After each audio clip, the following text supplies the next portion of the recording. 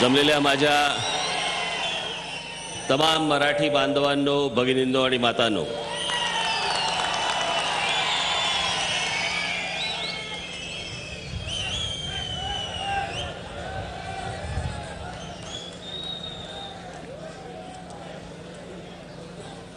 बऱ्याच महिन्यांनी वर्षांनी जुन्नरला येत आहे.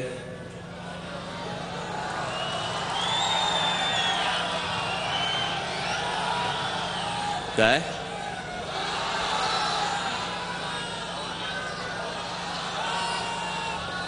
काय आलं?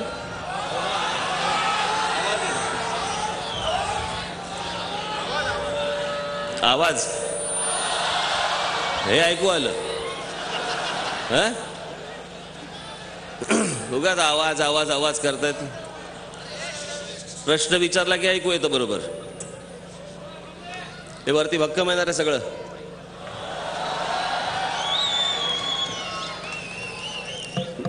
ठीक आहे, मला पण एक मारून घे.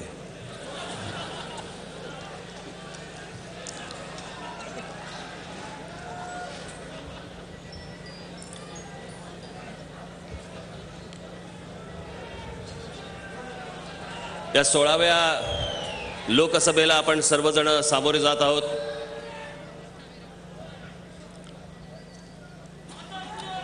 अशोकराव खंडे बराड हे आपले उमेदवार आज आपल्या समोर इथे उभे आहेत.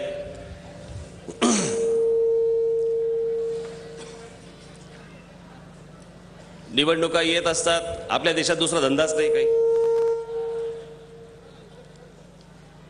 लोकसभा गेल्या की विधानसभा, विधानसभा गेल्या की महानगरपालिका, महानगरपालिका गेल्या की नगरपालिका, नगरपालिका गेल्या की जिल्हा परिषदा, जिल्हा परिषदा गेल्या की ग्रामपंचायती. चालूच.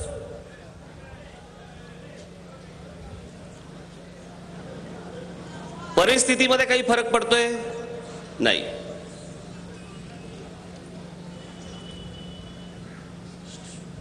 निवडणुका आल्यानंतर प्रत्येक जणच सांगतो, मी हे करीन, मी ते करीन.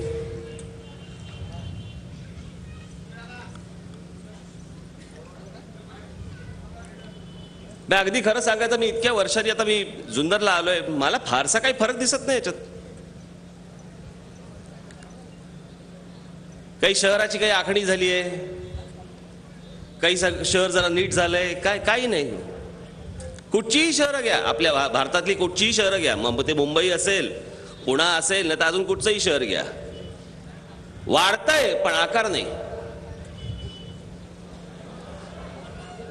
आता वाढल्यावर आकार कसा येणार? पण शहराला यायला पाहिजे.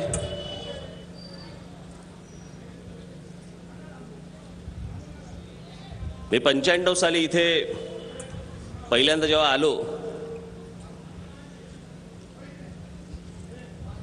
शिवछत्रपतींच्या पदस्पर्शाने पावन झालेलं हे जुन्नर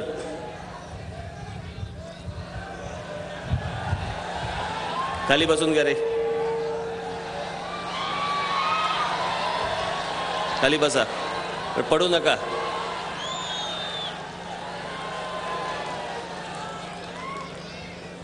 हा उजवीकडचा का तामिळ आहे का?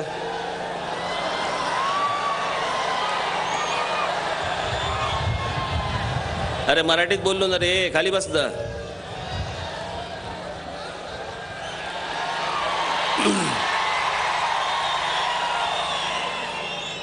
बहुतेक त्याला जास्ती जवळून बघायचं असेल. असो.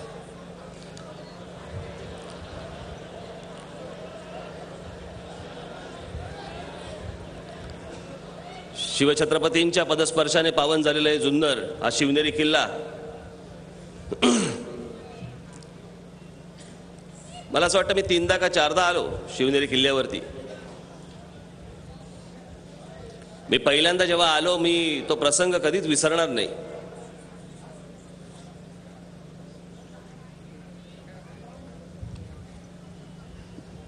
मी पहिल्यांदा जेव्हा तिथे गेलो, शिवाई देवीच्या मंदिरामध्ये मी अभिषेक केला. अभिषेक केल्यानंतर मी वरती गडावरती गेलो आणि ज्या ठिकाणी महाराजांचा जन्म झाला त्या ठिकाणी मला त्या आतमध्ये घेऊन गेले. मी पहिल्यांदाच जात होतो. मनामध्ये एक होतं की इथे माझ्या राजाचा जन्म इथे झाला, या शिवनेरी किल्ल्यावरती झाला, हे सगळं मनामध्ये होतं सगळं माझ्या. पण ज्यावेळेला मी तिथे आतमध्ये गेलो, सगळा असा अंधार होता आतमध्ये, थोडासा हलकासा तिथे प्रकाश पडला होता आणि एका भिंतीवरती मला असं दिसलं, भिंतीच्या जवळ समोर, की हळद आणि कुंकू असं टाकलेलं आहे, तिथे समोर ठेवलेलं आहे. जमिनीवरती त्या काळ्या सगळ्या दगडावरती ते हळद आणि कुंकू ठेवलेलं आहे. कोणी वाहिलेलं होतं ते सगळं, पूजा झाली होती तिकडे. आणि मी एकटक त्याच्याकडे फक्त बघत होतो, त्या हळद आणि कुंकवाकडे. मला आठवत नाही मला कोणी माझ्या खांद्यावरती हात ठेवला त्यावेळेला. त्या काळोखात मला काही कळलं नाही मला. आणि त्यांनी माझ्या खांद्यावरती हात ठेवला आणि मला सांगितलं, साहेब, महाराजांचा जन्म इथे झाला. मी आत्ता बोलताना पण माझ्या अंगावरती काटा येतो.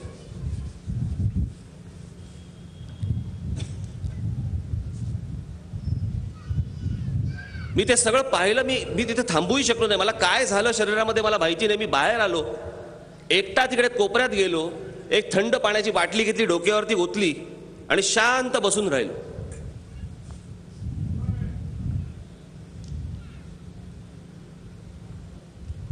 जो राजा, आपला राजा, ज्याच्यामुळे आपली ओळख आहे, मराठी माणूस म्हटल्यानंतर जगामध्ये, देशामध्ये मराठी म्हटल्यानंतर कोण लोकांच्या डोळ्यासमोर येतात? अच्छा, छत्रपती शिवाजी महाराजांच्या महाराष्ट्रातनं आलात तुम्ही. ते हे शिवनेरी. काल माझ्या पुण्याच्या सभेमध्ये बोललो मी, छत्रपती शिवाजी महाराजांचे पुतळे उभे करतायत समुद्रात. कशाला पत्ता नाही. निवडणुका आल्या की फक्त तुम्हाला फोटो दाखवायचे. करायचं काहीच नाही, इच्छाच नाही. एक आठवड्याभरापूर्वीच मी कोणाची तरी बोलवतो, म्हटलं असा जर राजा, इतका पराक्रमी, इतका मोठा राजा, हा जर जगातल्या कुठच्या देशाला जर मिळाला असता तर त्यांनी त्या राजाचं काय सोनं केलं असतं आणि जगाला काय ओरडून सांगितलं असतं की कसा राजा आमच्याकडे झालाय, तुमच्याकडे काहीच नाही झालंय, इतका मोठा राजा आमच्याकडे झाला.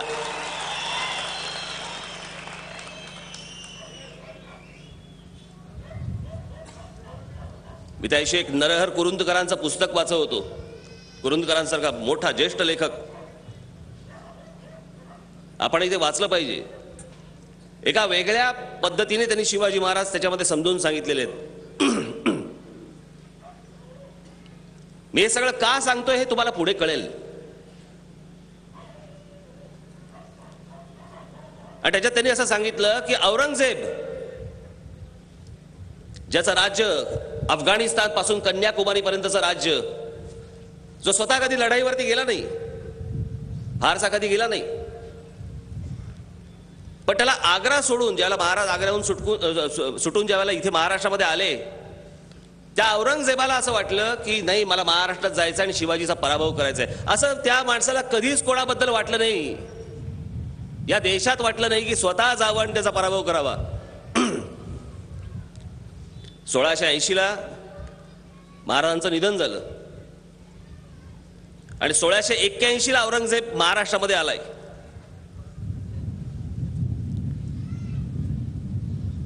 त्या औरंगजेबाला माहित नसेल का की छत्रपती शिवाजी महाराजांचं निधन झालंय ते? पण तो आला.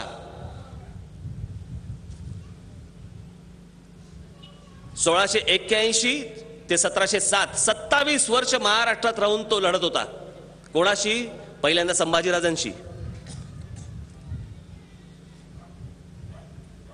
त्याच्यानंतर ताराराणी साहेबांशी, त्याच्यानंतर संताजी धनाजींशी, शेवटचे राजाराम महाराज, आणि 1707ला औरंगजेब इथे वारला. 27 वर्ष लढत होता तो माणूस. त्या 27 वर्षात मला एका व्यक्तीने मला सांगितलं, 27 वर्षात औरंगजेबाची जी आग्र्याला जी पत्र गेलेली आहे, त्या पत्रामध्ये एक ओळ कायम आहे. तो त्या लोकांना सांगतोय, शिवाजी अजून मला छळतोय. याचा अर्थ काय बाबांनो? शिवाजी अजून मला छळतोय. शिवाजी ही व्यक्ती नव्हती, शिवाजी हा विचार होता. तो विचार मारण्यासाठी म्हणून औरंगजेबीकडे आला होता. एवढा मोठा विचार करणारा माणूस, एवढा मोठा विचार संपवण्यासाठी औरंगजेब महाराष्ट्रामध्ये येतो. तो आमचा राजा किती मोठा होता हे अजून आम्ही समजून सांगू शकलो नाही जगाला. बाबासाहेब पुरंदरेंचं एक फार अप्रतिम त्यांचं एक वाक्य भाषण होते. त्यांनी ज्यावेळेला पुण्यामध्ये ज्यावेळेला व्याख्यान दिलं, त्या व्याख्यानामध्ये त्यांनी असं, कोणतरी बरोबर होते भाषणाला त्याच्या अगोदर, आणि त्या माणसाने सांगितलं की म्हणे नेपोलियन वरती जी एक मोठी लायब्ररी आहे, तिथे नेपोलियन वरती म्हणे किती पुस्तकं आतापर्यंत निर्माण झाली, वेगवेगळ्या लेखकांनी किती लिहिली पुस्तकं, तर 27,000 पुस्तकं लिहिली आहेत. वेगवेगळ्या अँगलने, वेगवेगळ्या दृष्टिकोनातनं नेपोलियन. त्यावरती बाबासाहेब पुरंदरे ज्यावेळेला तिकडे उभे राहिले, आणि ते उभे राहिल्यानंतर त्यांनी सांगितलं की माझे जे कोणी मित्रवर्य आहेत त्यांनी आता सांगितलं 27,000 पुस्तकं नेपोलियनवरती निर्माण झाली. तर 27,000 पुस्तकं नाही निर्माण झाली त्यावेळेला. 77 सालची गोष्ट बोलतोय मी, आज किती झालं असेल मला माहिती नाही, पण मी हे बोलतोय 77 सालातलं. तेव्हा बाबासाहेब पुरंदरेंनी सांगितलं की 27,000 पुस्तकं नाही झाली नेपोलियनवरती, तर 2,40,000 पुस्तकं आतापर्यंत निर्माण झालेली आहेत. त्याच्या पुढचं बाबासाहेबांचं वाक्य हे रागही आणणार आहे, संतापही आणणार आहे, आपल्या मनोवृत्तीबद्दल कीवही आणणार आहे, सगळंच आणणार आहे. त्याच्यानंतर फक्त बाबासाहेब पुरंदरेंनी सांगितलं 2,27,000 पानं तरी आम्ही शिवाजी महाराजांवरती लिहिलीत का हो?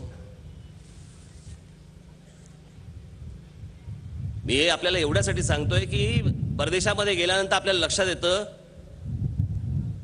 छोट्या गोष्टींमधनं ते जगभरातले लोक तिकडे वळवत असतात आणि टुरिझमच्या नावाखाली काय वाटेल ते करत असतात. पण लोक जात असतात. तुम्ही कुठेही जा, काही करा, कुठच्याही हॉटेलमध्ये उतरा, कुठेही जा, तुम्हाला ती गोष्ट सतत ते सांगत असतात की ही जर गोष्ट तुम्ही पाहिली नाही तर जगातल्या एका मोठ्या गोष्टीला तुम्ही मुकलात. छोटी गोष्ट असते. मी एका कुठेतरी गेलो होतो, तिकडे एक कुठेतरी काय असते ती मत्स्यकन्या अशी आहे काहीतरी कल्पना. कुठेही गेलो आम्ही तिकडे, ती की आपली ती मत्स्यकन्या. पत्नीला म्हटलं जरा जाऊन येऊ बघू. गेलो तिकडे, एका दगडावरती एवढीशी दगडाची बनवलेली मत्स्यकन्या. त्या एका शिल्पासाठी म्हणून किती त्यांनी तिकडे प्रचार केला त्या गोष्टीचा की हे तुम्ही जर पाहिलं नाही तर तुम्ही आयुष्यात एका गोष्टीला मुकलात, चुकलात. एवढ्या छोट्या गोष्टींवरती ह्या सगळ्या गोष्टी करतात. राजकारणासाठी म्हणून शिवाजी महाराजांच्या स्मारकाच्या गोष्टी करतात. हे गडकिल्ले कोणी उभे करायचे? ही शिवनेरी, हा राजगड, हा प्रतापगड, हा सिंहगड, रायगड, पन्हाळगड, अहो ही शिवाजी महाराजांची खरी स्मारक ही जगाला दाखवली पाहिजेत. आपण पुतळे कसले दाखवतोय? कसले पुतळे दाखवतोय आपण? काय त्या पुतळ्याने होणार आहे? हजारो पुतळे आज महाराष्ट्रामध्ये उभे आहेत. जयंती आणि पुण्यतिथ्यांच्या दिवशी फक्त हार घालायला जातात. एरवी त्याच्यावरती काय धूळ साचलेली असते, कोण काय असतं त्याच्यावरती, कावळे बसलेले असतात, काही कोणाचं लक्षही नसतं. कसले पुतळे उभे करतोय आपण?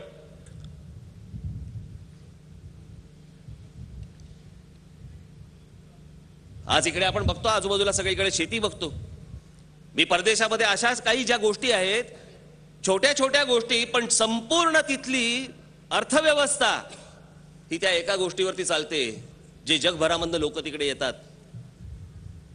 आज जुन्नर सारख्या ठिकाणी, पुणे जिल्ह्यासारख्या ठिकाणी, कोल्हापूर सारख्या ठिकाणी, जिकडे हे सगळे गड आहेत, रायगड जिल्हा, रायगड, या संपूर्ण जिल्ह्यांची अर्थव्यवस्था, तिथल्या लोकांची, तुमची सगळ्यांची ही अर्थव्यवस्था, काम, हे सगळं उभारून जगाला दाखवण्यासाठी त्याच्यावरती अर्थव्यवस्था उभी राहिली पाहिजे. आम्ही त्याचं काहीच करत नाही होत. तुम्ही कुठेही गेला परदेशामध्ये की तुम्हाला तिकडे दिसतं प्रत्येक माणूस हा तिथल्या त्या छोट्या गोष्टींवरती अवलंबून असतो आणि त्याला त्याच्यासाठी म्हणून ते संपूर्ण देश, तो संपूर्ण तिथला ते राज्य हे ती गोष्ट मोठी करून दाखवत असतं, मोठी करून सांगत असतं. आम्हालाच त्याची किंमत नाही. आमच्याकडे जन्माला आले, इतर जन्माला येतात तसेच आम्ही बघतो. स्वातंत्र्याच्या पूर्वी एकदा सुभाषचंद्र बोस महाराष्ट्रामध्ये आले होते. ते बंगालमधनं काही कवींना घेऊन महाराष्ट्रामध्ये आले होते आणि कवींना तिथे घेऊन आल्यानंतर ते प्रतापगडावरती, सिंहगडावरती गेले. सुभाषचंद्र बोस. आणि तिथून ते उतरत असताना, सिंहगड उतरत असताना त्यांनी त्यांच्या बरोबर आलेल्या बंगाली कवींना सांगितलं की याच्या पुढे जर तुम्हाला काही काव्य करायचं असेल तर या छत्रपती शिवाजी महाराजांवरती करा. त्यांच्यावरती काव्य करून देशाला दाखवा, आपलं स्वातंत्र्य अजून लवकर येईल. हे सुभाषचंद्र बोस त्यांनी सांगितलं. आम्हाला अजून कळत नाहीये. आम्ही त्याची निगा राखत नाही आहोत. आम्ही आमच्या गडांची निगा राखत नाही आहोत. मी हे तुम्हाला सांगतोय, एवढ्यासाठी सांगतोय की हे जी सगळी काँग्रेसी राजकारण जे चालू आहेत ना, स्मारकांची आणि पुतळ्यांची, यांच्यापासून तुम्ही पण सावध राहिलं पाहिजे. हे सगळं कोणी केलं पाहिजे? याच्यासाठी पैसे कोणी आणले पाहिजेत? केंद्राचा दरवाजा ठकठकवून त्यांच्याकडनं हा पैसा, हे फंडिंग हे आणलं कोणी पाहिजे? हे आणायचं काम खासदाराचं असतं. आढळराव पाटलांना मला प्रश्न विचारायचा आहे. शिवनेरी किल्ल्याचा एकदा तरी प्रश्न संसदेत काढलात का हो?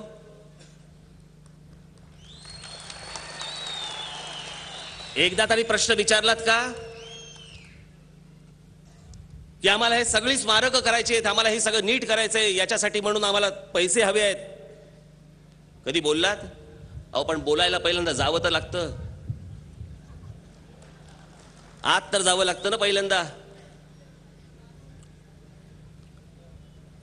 या इथून निवडून गेलेल्या खासदाराची उपस्थिती किती संसदेमध्ये? काही नाही.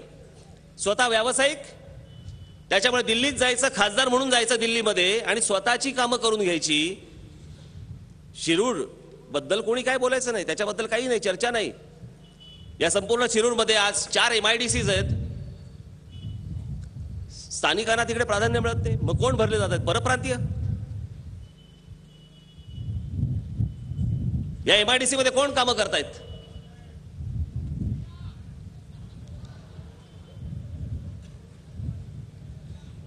करायचं काय मग या भैयांचं?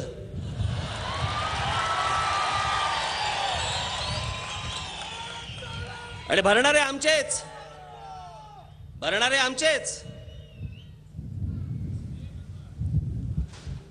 याच्या विरोधात आंदोलन केलं, याच्या विरोधात काही गोष्ट केली की राज ठाकरे संकुचित ठरतो.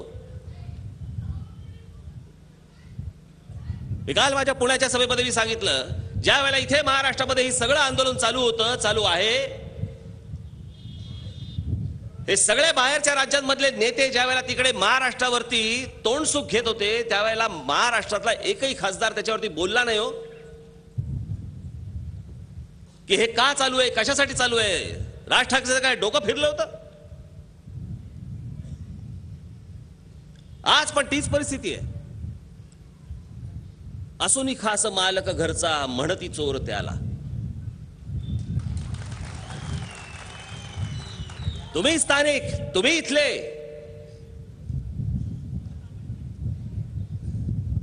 आमच्या जिल्ह्यातला माझा तरुण, माझ्या तरुणी या नोकरीसाठी वाट पाहतायत. व्यवसाय येत आहेत, पण कोण भरले जात आहेत माहिती नाही. त्याच्या विरोधात राज ठाकरे बोलला की राज ठाकरे संकुचित.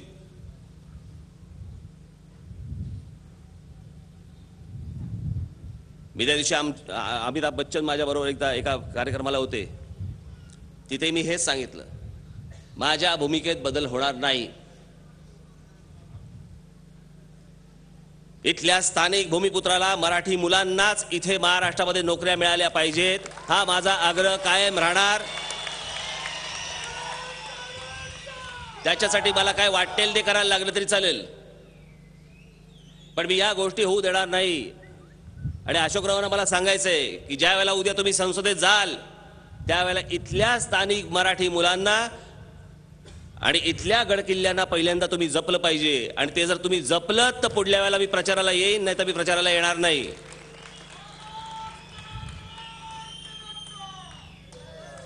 कारण काँग्रेसवाल्यांना या गोष्टींशी काही देणं घेणंच नाही.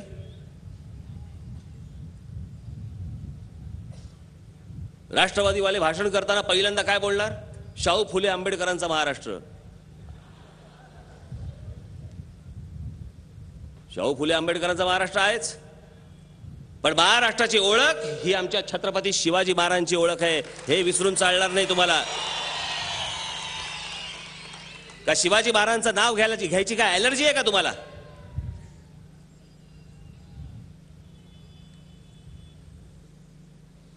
का घेत नाहीत नाव?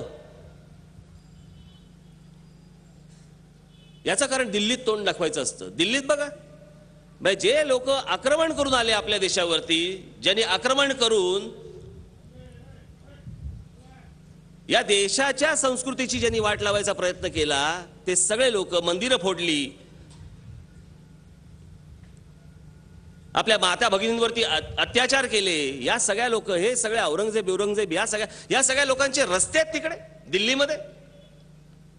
आणि आमचे लोक सांगतात तिकडे राहत असताना, काय कुठे राहता कुठे दिल्लीमध्ये? औरंगजेब रोड. काही नाही देणं घेणं ना, काही वाटत नाही ना.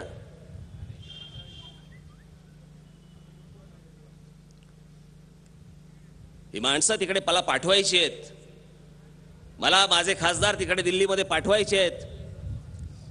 कारण जे लोक महाराष्ट्रावरती जे सतत तोंडसुख घेतात, त्यांची तोंड बंद करण्यासाठी मला माणसं तिकडे पाठवायची आहेत.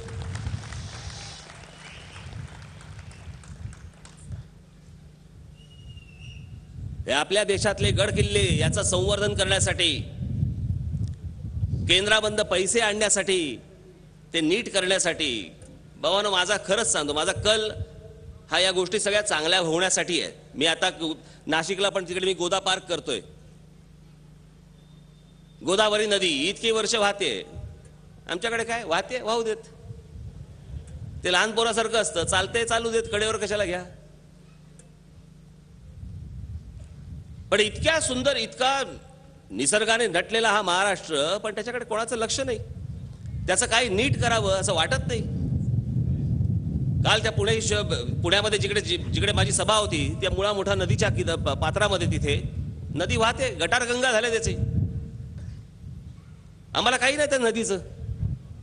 ते एके दिवशी मी नाशिकमध्ये असताना, मी त्या पुलावरनं जात असताना मी म्हटलं गाडी थांबवरे जा म्हटलं. तो इतका सुंदर परिसर, त्या संपूर्ण गोदावरी नदीच्या दोन्ही तीरांवरती काही नव्हतं तिकडे, नुसतं झाडं होती, झुडपं. आणि तेव्हा विचार आला मला मनामध्ये की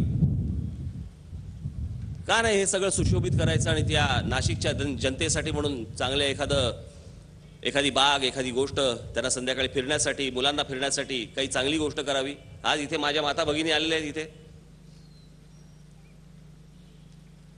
तुमच्यापैकी अनेक जण ज्यांची लग्न झालेली असतील, मुलं झालेली असतील, संध्याकाळी काय करायचं? मुलांना घेऊन कुठं जायचं? एक बाग नाही, काही नाही, हसली ती तरुण असणार. 4-5 वर्षात कळेल, घरातनं लाद बसेल ना जेवायला, घेऊन जा कार्ट्याला पहिल्यांदा.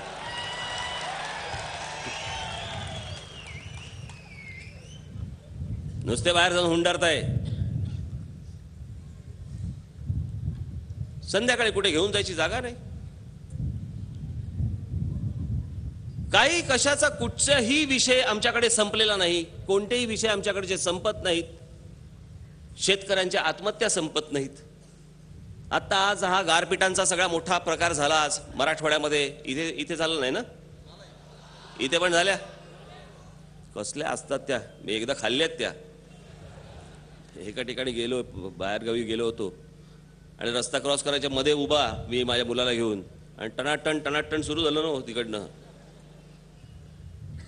पण हे सगळं काहीतरी अवेळी सगळं झालंय. आणि अशा सगळ्या परिस्थितीमध्ये इतक्या आमच्या शेतकऱ्यांचं सगळ्यांचं नुकसान झाल्यानंतर या महाराष्ट्रामधले सगळे खासदार एकत्र येऊन केंद्रात तिकडे पंतप्रधानांना भेटत नाहीत, राष्ट्रपतींना भेटत नाहीत, त्याच्यासाठी पैसे आणता येत नाहीत. दक्षिणेतले खासदार बघा, पाण्याच्या प्रश्नावरती सगळे कुठच्याही पक्षाचे असतील सगळे खासदार एकत्र येतात आणि आपल्या पाणी प्रश्नावरती केंद्रामध्ये एकमताने बोलतात. राज्याचा प्रश्न आला की केंद्रामध्ये ते एकत्र होतात, लोकसभेमध्ये एकत्र होतात आणि एकत्र भांडतात. आमचे खासदार कधीच एकत्र येत नाहीत. महाराष्ट्रातल्या विषयावरती, कोणत्या विषयावरती बोलतायत? तेच विषय चालू आहेत. मी तुम्हाला सांगतो, मी इथे जवळपास 15 वर्षापूर्वी जेव्हा आलो होतो प्रचाराला, 15 वर्ष झाली असतील, त्याला 15-20 वर्ष झाली असतील. त्याच्यानंतर 2-3 सभा माझ्या झाल्या. तो घाट कुठचा आपला, दाराघाटाचा ना, दाराघाटाचं चालूच आहे. प्रचाराला आलं की एक कागद येतोच पुढे, दाराघाटाचा प्रश्न अजून प्रलंबित आहे. काय झालं त्या घाटाचं? इथे रस्त्यांची कामं होत नाहीत, इथे शेतकरी आत्महत्या करतायत, इथे पिण्याच्या पाण्याचा प्रश्न सुटत नाही, इथे बेरोजगारांना रोजगार मिळत नाही, उद्योगधंदे येतात आणि बाहेरच्यांना इथे नोकऱ्या दिल्या जात आहेत.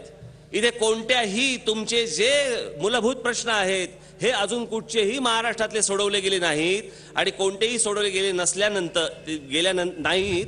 आणि त्याच्यानंतर ह्यांना पुतळ्याची स्वप्न पडतात.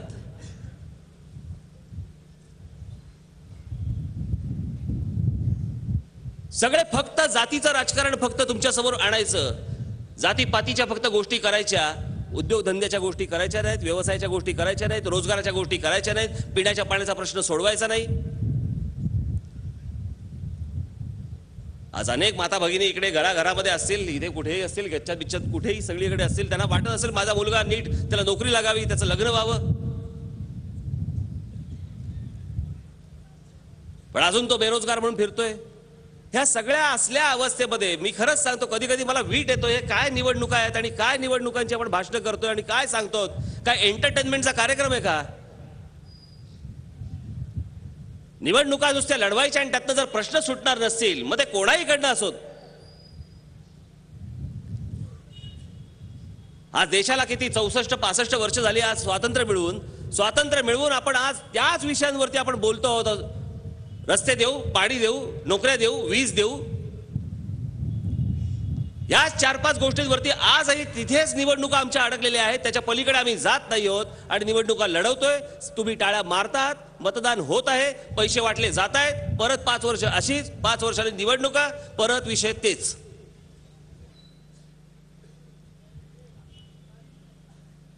काही बदल काही घडवायचा की नाही?